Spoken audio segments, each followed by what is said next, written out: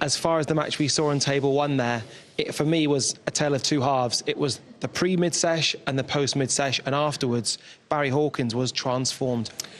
An incredible turnaround of fortunes, because we didn't really have any sense that it may happen before the break. But I did say at the top of the match tonight that this is why reliability, all that sort of stuff, sticking by your technique. That's why I'm such a big fan of the guy. I'm not just saying that because he's joining us. He was able to, he stuck at his game plan. He sticks to it all the time. And that was why he slowly but surely, as we're seeing here, got himself back into his queuing. And once he got in it, he just didn't slip out of it. His long game was brilliant. Baz, talk us through a couple of these. Yeah, it was quite tough at the start of the match. You know, both started missing a few, and there was that third frame was a bit brutal, I think, for everyone watching.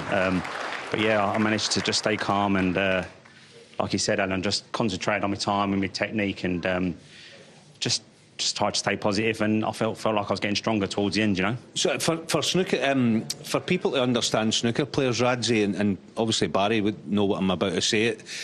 It takes a lot of courage and bravery to stick by what you've got. A lot of guys go out there, you go 3-1 down, you had the pink went in off in the middle off the pack, and you think, oh no, no, I'm going to try that thing I was trying last week, and you don't, do you? No, I just thought, don't worry about it. You know, it's just snooker really, and there's plenty of matches where you've come back from 3-1 down. You know, it's not that far behind. It's only a couple of frames, especially in the best of 11 match. So yeah, just stay positive and just concentrate on what I was doing out there. And as I say, I felt like I was getting a bit stronger towards the end, and Matt started faltering, so I took advantage. Well, you were to wait 59 minutes and 40 seconds for you to get that pot, which then sealed the rest of the match for you. What did you do in that mid-session interval? Because it clearly worked. Well, I actually went to the practice table, just hit a few balls. As I say, I mean, I just felt like I weren't timing the ball that great at the start of the session. I think it was probably a bit of nerves and that, and I didn't settle down too quick. But went to the practice table, just hit a few balls, just done a few little lineups really, just potted a few easy shots and just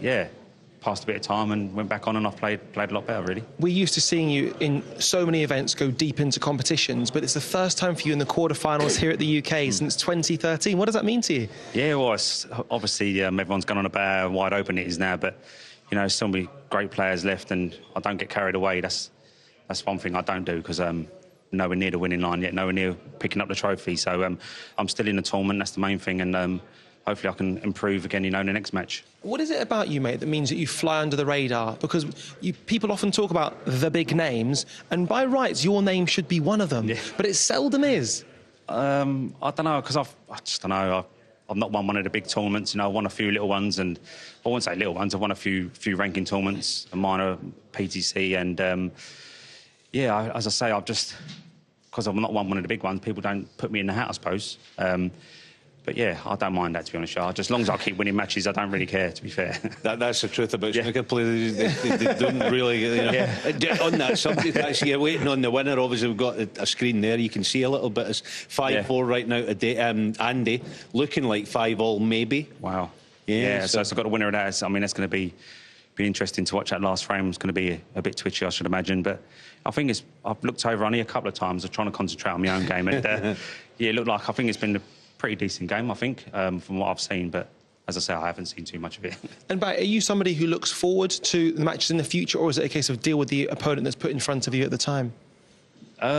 Yeah, just you've got to beat whoever's in front of you. It's not worth getting too carried away. Obviously, on paper, I was a big favourite tonight, but that adds its own little pressure, really, you know. So I'm quite pleased with myself, the way the match started and the way I finished off. So going into the next match, I'll take a bit of confidence, really. As a snooker player as well, Baz, you've got to stay patient tournament on tournament. And you can have a bad run, 3 or 4 defeats, you know, first rounders. You've got to stay with it. You have to. You know, I mean, you can't go into every tournament expecting to have deep runs because the standard's so high. So, you know, I hadn't done anything up until now. So I've just been at home, just practicing, trying to do the right things, and just waiting your chance, really. Hopefully your chance comes and you take it. And so far this week, I've managed to do that, really. You've timed it very well, Barry. Thank you so much for your time. Massive congratulations. Well, see you in the quarterfinals. Hi, I'm Ronnie O'Sullivan, and welcome to Eurosport Snooker on YouTube. Click here to subscribe to Eurosport Snooker.